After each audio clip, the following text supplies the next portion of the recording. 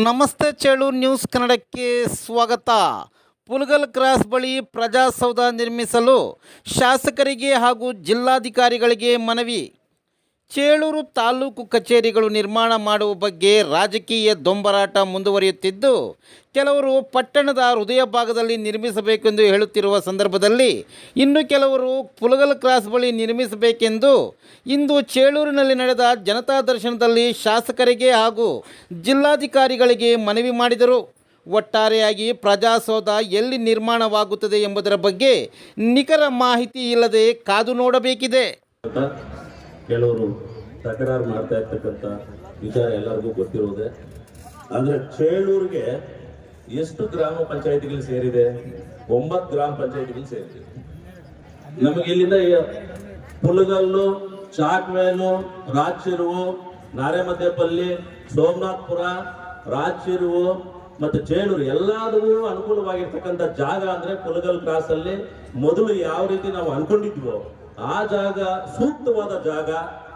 ಎಲ್ಲ ಕಚೇರಿಗಳು ಅಲ್ಲೇ ಬಂದ್ರೆ, ಈಗ ನಾವು ಉದಾಹರಣೆಗೆ ಚಿಕ್ಕಬಳ್ಳಾಪುರದಲ್ಲಿ ಎಲ್ಲಿದೆ DC ಆಫೀಸ್ ಎಲ್ಲಿದೆ, ಗೌರಿಬಿದನೂರಲ್ಲಿ ತಾಲೂಕು ಆಫೀಸ್ ಎಲ್ಲಿದೆ, ಎಲ್ಲ ಈ ರೀತಿ ಮಾಡ್ತಾ ಇರುವಾಗ ಎಲ್ಲರಿಗೂ ಅನುಕೂಲವಾಗಿರ್ತಕ್ಕಂಥ ಜಾಗ ಯಾವ್ದಪ್ಪ ಅಂದ್ರೆ ಈ ಪುಲಗಲ್ ಕ್ರಾಸ್ ಅಲ್ಲಿ ಮೊದಲು ಅನ್ಕೊಂಡಿರ್ತಕ್ಕಂಥ ಜಾಗ. ಇಲ್ಲಿ ಬರೀ ಚೇಳೂರಲ್ಲಿ ಮಾತ್ರ ಕೆಲವರು ಮಾತ್ರ ಇಲ್ಲಿ ಚೇಳೂರಲ್ಲಿ ಆಗ್ಬೇಕು ಅಂತ ಬಯಸ್ತಾ ಇದ್ದಾರೆ ಹೊರತು ಆ ಚೇಳೂರು ಪಂಚಾಯತಿ ಕೂಡ ಅದು ದೂರ ಆಗಲ್ಲ, ಅದು ಕೂಡ ಬಹಳ ಹತ್ರ ಆಗುತ್ತೆ.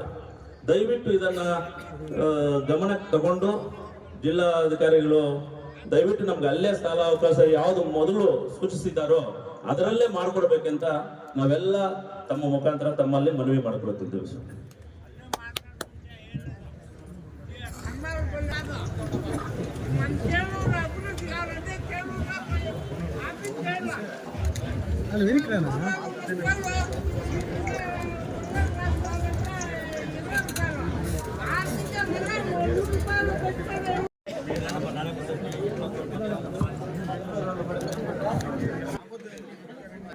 ಮತ್ತು ನಮ್ಮ ನೆಚ್ಚಿನ ಶಾಸಕರಂತ ಸುಬ್ಬಾರೆಡ್ಡಿ ಅವರಿಗೆ ಮತ್ತು ನಮ್ಮ ಕಾರ್ಯನಿರ್ವಾಹಕಾರಿಗಳಿಗೂ ಎಲ್ಲರಿಗೂ ನಾನು ನನ್ನ ನಮನಗಳನ್ನು ತಿಳಿಸ್ತಾ, ನಾನು ಅತಿ ಮುಖ್ಯವಾಗಿ 2 ವಿಷಯ ಮಾತಾಡೋದಕ್ಕೆ ಬಂದಿದ್ದೇನೆ. ಪ್ರಜಾಪ್ರಭುತ್ವದಲ್ಲಿ ಎಲ್ಲಿ ಬಹುಮತ ಇದೆಯೋ ಅಲ್ಲೇ ಒಂದು ವ್ಯವಹಾರವನ್ನು ಮಾಡುವಂಥ ಸ್ಥಿತಿ ನಮ್ಮ ರಾಜ್ಯಾಂಗದಲ್ಲಿದೆ.